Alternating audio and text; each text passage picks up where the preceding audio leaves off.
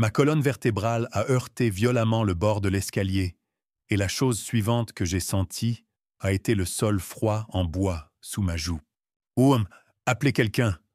ai-je entendu quelqu'un crier. Mais ce n'était pas de l'inquiétude, c'était de l'agacement.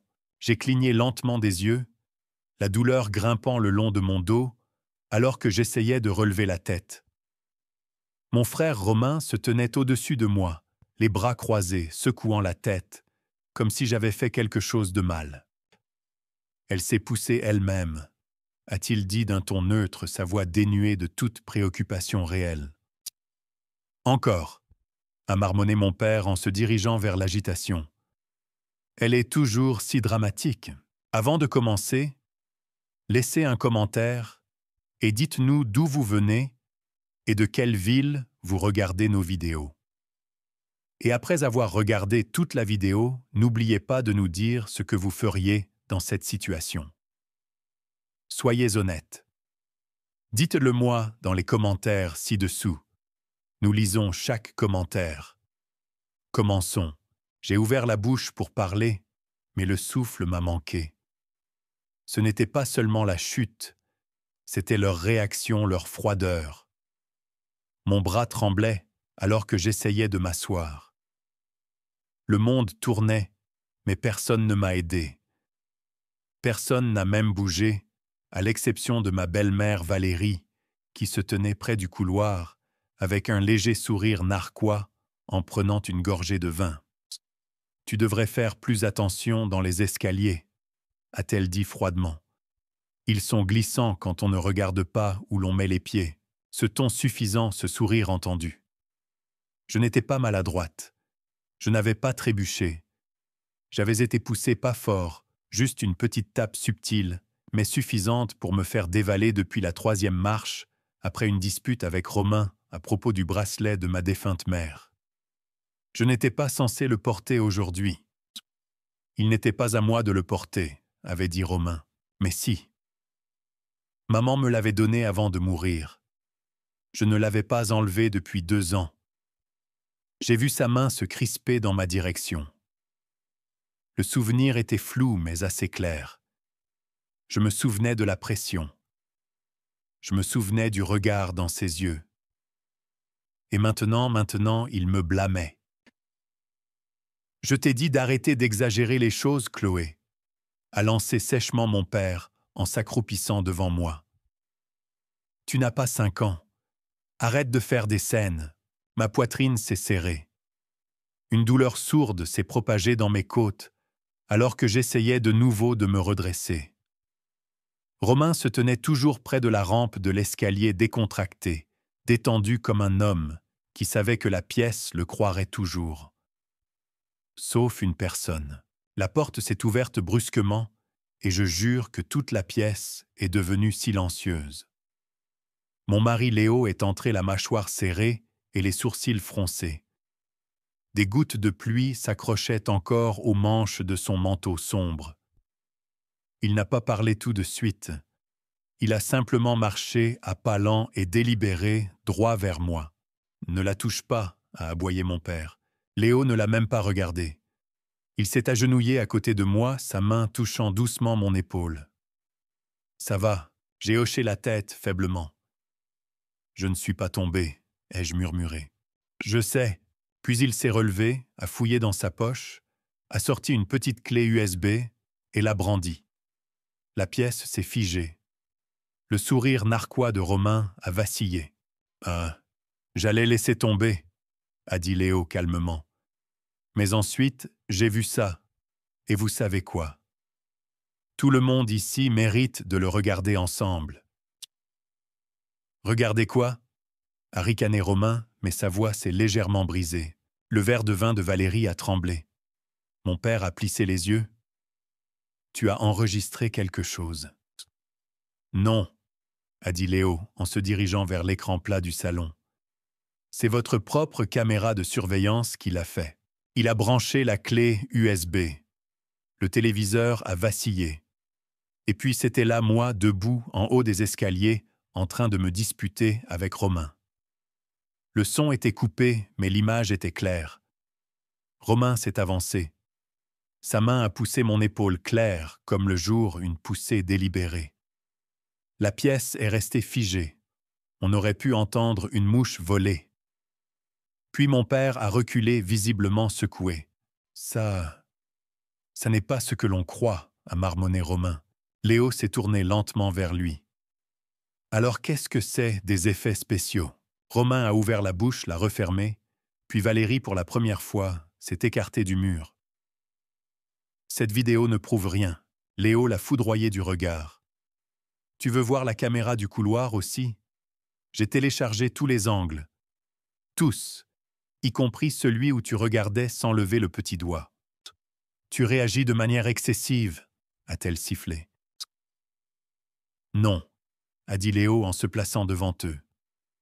Vous avez juste l'habitude de manipuler psychologiquement Chloé jusqu'à ce qu'elle doute de sa propre douleur. Pas cette fois. Pas avec moi, ici. Sa voix s'est brisée, mais de rage.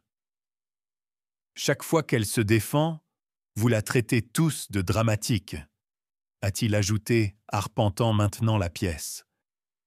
Chaque fois qu'elle essaie de respirer dans cette famille, quelqu'un resserre le nœud coulant. Mais c'est fini. Chloé a toujours voulu de l'attention, a lancé Romain. Elle est juste douée pour jouer la victime. Dis ça aux caméras. Personne n'a dit un mot. Pas même mon père. Pas même Valérie. Et j'ai réalisé en les voyant se décomposer en silence qu'il ne s'agissait pas seulement de la chute. Il s'agissait d'années passées, à les laisser me réduire au silence.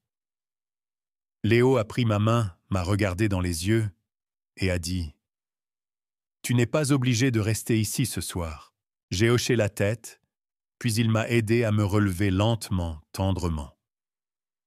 Mais avant que nous puissions atteindre la porte, Léo s'est retourné. « Oh, et juste pour que vous le sachiez, a-t-il dit, Chloé a demandé une ordonnance restrictive ce matin. Ce n'était pas vrai. Je ne l'avais pas fait. » Mais alors que le visage de Romain se tordait de peur et que la bouche de Valérie s'ouvrait, j'ai souhaité l'avoir fait. Et peut-être que je le ferais. Le silence derrière nous était suffocant, tandis que Léo me conduisait hors de la maison. La pluie tombait maintenant en une fine brume assez douce pour brouiller les lampadaires, mais assez froide pour piquer là où mon épaule était meurtrie.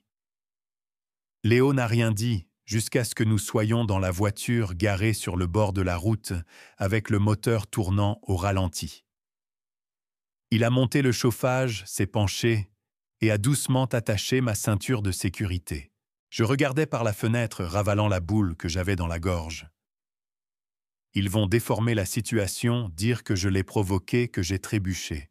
Léo m'a regardé la voix basse. Laisse-les parler. Cette vidéo leur clouera le bec à tous. Ma voix s'est brisée. Ça ne change rien aux années qui ont précédé aujourd'hui. Il n'a pas répondu tout de suite. Au lieu de cela, il a cherché dans la boîte à gants et a sorti un petit flacon de crème à l'arnica. Occupons-nous de ça d'abord. Mon mari Léo Martin, 28 ans, calme, farouchement protecteur, n'avait jamais élevé la voix, sauf en cas de nécessité. Mais ce qui le rendait puissant, c'était sa présence. Quand il prenait ma défense, les gens l'écoutaient. Et ce soir, il avait l'air d'un homme qui s'était retenu pendant longtemps. J'ai grimacé pendant qu'il appliquait doucement la crème sur le haut de mon dos et mon épaule. Je n'ai même pas touché la dernière marche, ai-je murmuré. Je me suis juste plié en deux sur la troisième. Tu aurais pu te briser la colonne vertébrale, Chloé. Je sais. Vraiment. Sa voix s'est brisée à son tour. Parce que tu es retourné dans cette maison ce matin comme s'il ne t'avait pas humilié le week-end dernier. Je ne voulais pas déclencher une autre guerre. Chloé, c'est déjà une guerre. Tu as juste joué en défense toute ta vie. Je suis restée silencieuse. Puis il a ajouté « Je n'ai pas épousé une victime. J'ai épousé une battante qui a oublié à quel point elle est puissante. » Cette phrase s'est installée en moi comme une chaleur traversant l'engourdissement. Nous avons roulé en silence et pour la première fois depuis longtemps, Je n'ai pas eu honte de quitter cette maison. Le lendemain matin, je me suis réveillé avec des douleurs qui s'épanouissaient sur mon dos et mes cuisses. Mais ce n'était pas la douleur qui m'a surprise. C'était la façon dont Léo était assis sur le bord du lit, les yeux rivés sur son téléphone. « Qu'est-ce qu'il y a ?» ai-je demandé la voix rauque. Il s'est lentement tourné vers moi. « Ton frère a posté une photo hier soir, avec la légende « Certaines personnes tomberaient juste pour rester pertinentes. » Mon cœur a cogné. Mes paumes sont devenues froides. Ce n'est même pas juste un mensonge. C'est diabolique, ai-je marmonné. Léo a tendu le téléphone. J'ai déjà répondu. J'ai hésité avant de lire. Tu veux dire la même chute filmée par la caméra de surveillance de ton père. Ne t'inquiète pas, Romain. J'ai 3 autres angles. La vérité n'a pas peur d'une publication, mais peut-être que tu devrais. Ça avait plus de 9000 mentions, j'aime. Les commentaires encore pires pour Romain. Je me suis assise lentement. Les gens le voient. Les gens sont furieux. Et devine quoi, Valérie vient de rendre son compte privé. J'ai cligné des yeux, un rire amer m'échappant. Ton silence les protégeait, a dit Léo. Maintenant, ta voix commence à te protéger. Vers midi, mon père a appelé. Je n'ai pas répondu. Puis un message vocal est arrivé. Chloé, c'est ton père. Ne laisse pas Léo monter cette histoire en épingle. Nous sommes une famille. On ne peut pas étaler notre linge sale sur Internet. J'ai jeté le téléphone sur le canapé. Du linge sale, ai-je marmonné. C'est comme ça qu'il me voit. Comme si j'étais juste un bazar à cacher. Léo s'est assis à côté de moi. Ton père a peur. Il n'est pas désolé. C'est une différence essentielle. Mes yeux brûlaient de larmes que je ne voulais pas verser. Pourquoi me traite-t-il comme si je n'étais rien ? Ai-je demandé, la voix brisée. Comme si j'avais toujours tort, toujours trop émotive, trop sensible, trop tout.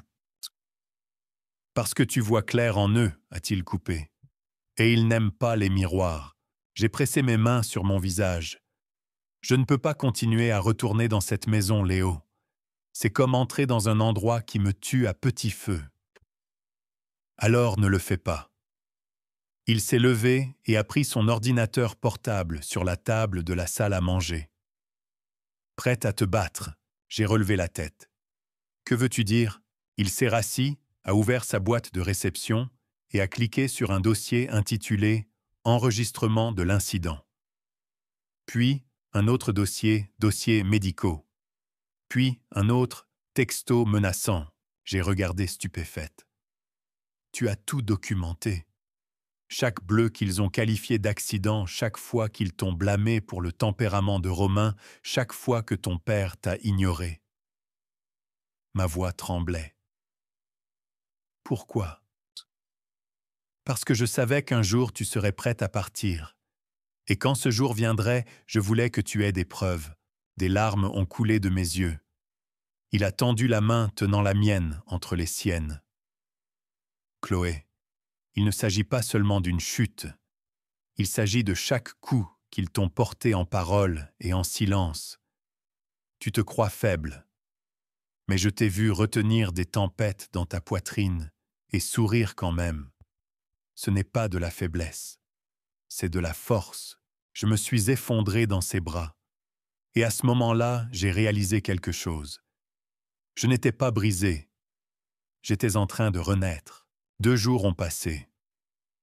La publication de Romain continuait d'être dénoncée sur les réseaux sociaux et Léo avait déjà envoyé un courriel à notre avocat avec la vidéo et un résumé de tout ce qui s'était passé. Nous n'avons rien posté d'autre. Nous n'en avions pas besoin. La vérité était plus forte que n'importe quelle mise à jour de statut. J'étais assise à l'îlot de la cuisine, sirotant du thé encore endolori, mais respirant enfin sans panique. Léo est entré du couloir, téléphone à la main, l'expression indéchiffrable. « Ça va ?» ai-je demandé. Il a hoché la tête lentement. C'était Martine. Mon estomac s'est noué. l'assistante de papa. Elle a dit « Votre père veut vous voir. Juste vous. » J'ai ri sous cap. Il n'a jamais voulu juste moi, sauf s'il avait besoin de quelqu'un à blâmer. Il dit que c'est important. A dit que c'est à propos de la maison. J'ai baissé les yeux sur ma tasse. Ils essaient de me faire revenir, de me faire culpabiliser, de me manipuler à nouveau. Je sais, a marqué une pause Léo. Mais peut-être est-il temps que tu arrêtes de les laisser te parler et que tu commences à leur parler selon tes propres termes. J'ai croisé son regard. Tu penses que je devrais y aller? Je pense que c'est ton choix, mais je serai garé dehors tout le temps. Plus tard cet après-midi-là, je me tenais devant le bureau de mon père. Même porte-gris froid, même lettre dorée, Robert Fournier, conseiller en investissement. J'ai frappé. Il a ouvert la porte, ne s'attendant clairement pas à me voir aussi stable. Son visage était tendu. « Tu as l'air en meilleure forme. » Je le suis. Nous nous sommes assis l'un en face de l'autre, le silence s'étirant. Il l'a rompu le premier. J'ai regardé la vidéo. Bien. Je ne savais pas. Il a tressailli. Si tu savais, ai-je continué la voix calme mais tranchante. Tu savais quel genre de personne était Romain, et tu as toujours détourné le regard. Tu m'as traité de dramatique tout en le laissant m'affaiblir chaque fois. Je ne pensais pas que ça irait aussi loin, a-t-il marmonné. Oui, jusqu'à ce que ce soit filmé. Il a eu l'air honteux pour une fois peut-être, parce que le monde avait enfin vu qui il était vraiment en tant que père. Je t'ai fait venir ici, a-t-il dit en s'éclaircissant la gorge, parce que je mets la maison du lac à ton nom. J'ai cligné des yeux. Pourquoi? Ouais. Tu es resté avec ta mère quand elle était malade. Romain, non. Tu as été la seule à t'en soucier. Je n'ai pas parlé. Et après ce qui s'est passé, j'ai réalisé que je t'avais peut-être manqué de soutien plus que je ne le pensais. Je l'ai dévisagé. Cela ne ressemblait pas à une conclusion, mais c'était peut-être quelque chose. Je ne cherche pas une maison, ai-je dit calmement. Je cherche la paix. Tu ne peux pas la racheter. Il a baissé les yeux. Je me suis levé. Dis à Romain de ne plus jamais prononcer mon nom et dis à Valérie que la prochaine fois qu'elle aura un sourire narquois, je la regarderai. Puis je suis sorti la tête haute, la colonne droite, la douleur encore dans mon corps, mais plus dans mon âme. Léo attendait dehors, appuyé contre la voiture. Quand j'ai ouvert la portière, il n'a pas demandé ce qui avait été dit. Il m'a juste regardé et a souri. J'étais à cela l'air différente. Je me sens différente, et pour une fois je le pensais. Le lendemain matin, je me suis réveillé avec 3 appels manqués de Valérie. Pas de message vocal, pas de texto, juste son nom sur mon écran, comme une tache qui ne voulait pas s'effacer. Je n'ai pas rappelé. Au lieu de cela, je me suis regardé dans le miroir, en me brossant les cheveux, remarquant que le bleu sur mon épaule devenait enfin jaune sur les bords.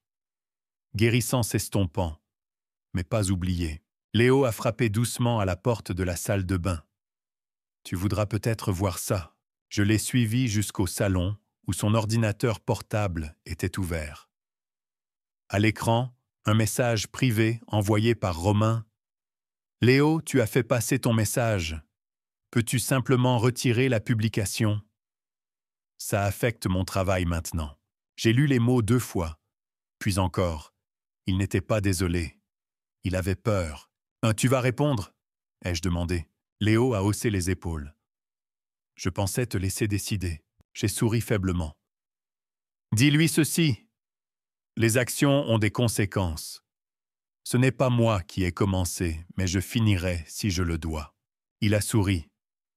Parler comme une femme qui a enfin trouvé son feu intérieur. Dans l'après-midi, la sonnette a retenti.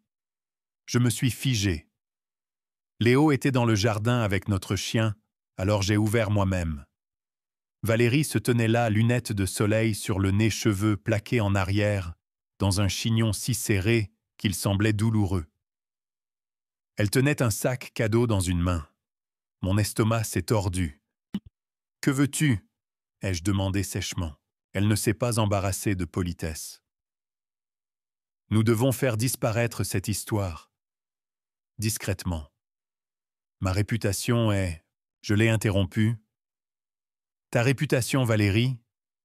J'ai été poussé dans les escaliers et laissé sur le sol comme une poupée de chiffon pendant que tu sirotais ton vin. Sa mâchoire s'est crispée. « Je t'ai apporté quelque chose, » a-t-elle dit en me forçant le sac cadeau dans la main.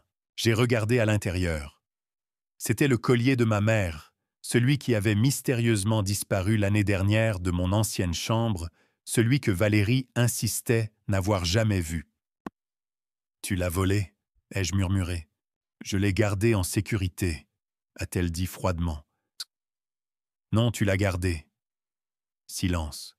« Je n'ai plus peur de toi, » ai-je dit en reculant. « Avant, si. Je pensais avoir besoin de toi, que si je jouais la gentille, tu arrêterais de me blesser avec ce faux sourire et ces insultes mesquines. Mais maintenant, je te vois tel que tu es. » Valérie a cligné des yeux derrière ses lunettes. J'ai rendu le collier. « Donne-le à Romain. Il ment mieux avec des accessoires. » Puis j'ai fermé la porte. Doucement, sans la claquer, sans crier. Juste fini. Ce soir-là, Léo et moi sommes allés à la maison du lac, celle que papa avait promise. Elle était encore à son nom, mais les papiers étaient en cours de transfert. Je me tenais sur la terrasse arrière, surplombant l'eau calme, sentant la brise toucher mon visage. Léo m'a rejointe en roulant une couverture autour de mes épaules. « Tu l'as vraiment remise à sa place ?» a-t-il demandé. « Oui. »« Tu veux garder le collier ?» ?»« Non, » ai-je dit. « Je veux me garder moi-même. C'est tout ce dont j'ai besoin. » Il m'a serré contre lui, et pour la première fois depuis des années, je n'avais pas l'impression de survivre à mon passé. Je m'en éloignais enfin. 2 semaines plus tard, j'ai reçu une lettre officielle, légale, tamponnée et signée.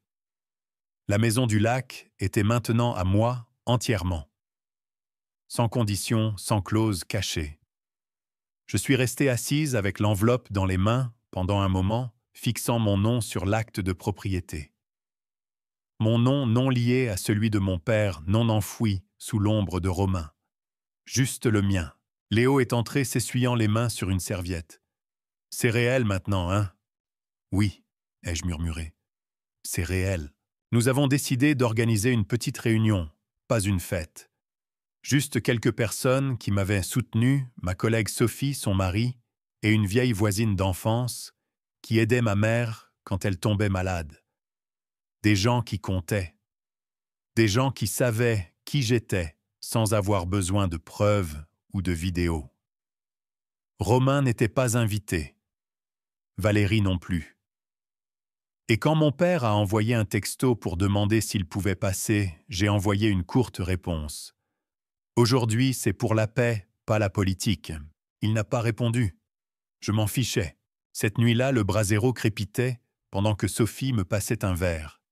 « Tu rayonnes », a-t-elle dit avec un grand sourire. « Tu ressembles à quelqu'un qui est enfin sorti de la tempête. » J'ai souri, parce que c'est le cas. Léo nous a rejoints, tenant 2 autres assiettes de nourriture. « On peut porter un toast. » Sophie a levé son verre. « À quoi ?» Léo m'a regardé et a dit simplement « Au fait de se choisir soi-même. » Et c'était ça. C'était tout. Plus tard, après que tout le monde soit parti et que nous nettoyions le patio, j'ai trouvé quelque chose sur mon téléphone, une demande de message de la part de Romain. J'ai failli la supprimer, mais la curiosité l'a emporté. « Tu as gagné. C'est ce que tu voulais. » Je l'ai regardé, puis j'ai tapé une ligne. « Non, je voulais la paix. Tu m'as donné la guerre, et j'ai survécu quand même. » J'ai appuyé sur « Envoyer les bloqués », puis j'ai éteint mon téléphone, et je suis sorti pieds nus sur l'herbe fraîche. Le vent murmurait à travers les arbres. Le lac scintillait sous le clair de lune, et Léo est venu derrière moi, ses bras s'enroulant autour de ma taille. « Ça va ?» a-t-il demandé. J'ai hoché la tête. « Je suis enfin libre. »